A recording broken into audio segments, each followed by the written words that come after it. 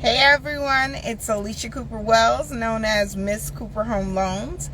I wanted to hop on live, and I know I have to do better at giving Instagram a moment to let you guys know that I'm here. But I hop on here and the content is still going to be here, so I want to get straight to the point. My name's Alicia Cooper Wells. I am a wife, a mother, a serial entrepreneur. I've been able to grow and gain wealth through owning real estate.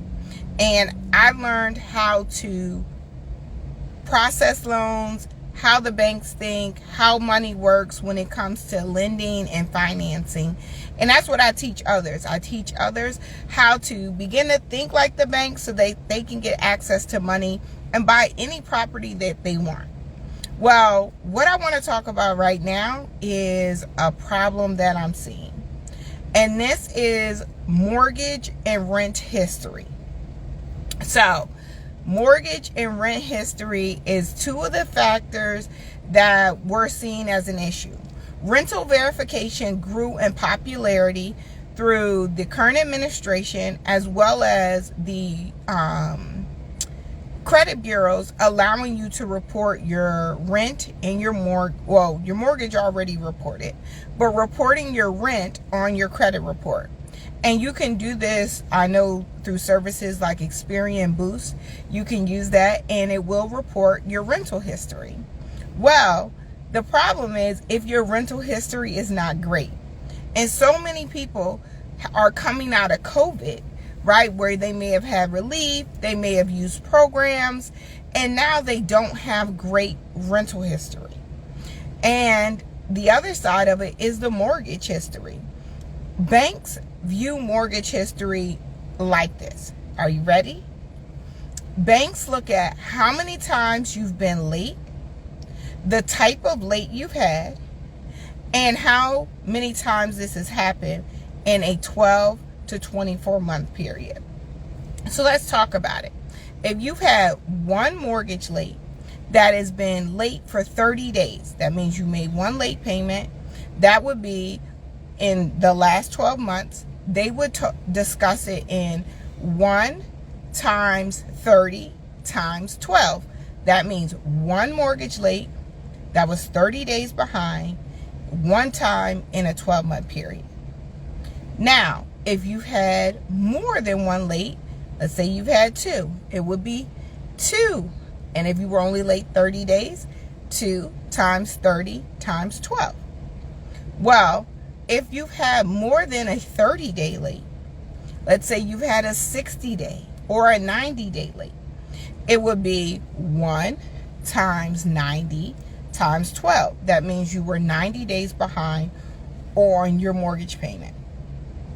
This can be an immediate decline on a mortgage application when you're looking to buy additional real estate, because they're looking to see how you've paid your existing real estate before approving you to get a loan for your next property.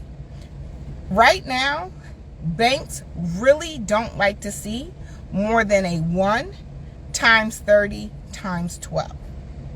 Now, there are extenuating circumstances where this can happen, and you need to let your lender know what actually caused that late payment. So if a lender or an underwriter asks you about them, it's not that they're trying to be intrusive. They really have to understand what caused you to actually make a late mortgage payment, because that heavily impacts how they're going to be able to approve you for another loan or even approve you to refinance your existing property. That's with mortgage lates. Well, the same thing goes when you have rental history. If you have rental history and you've been late, the same rules apply.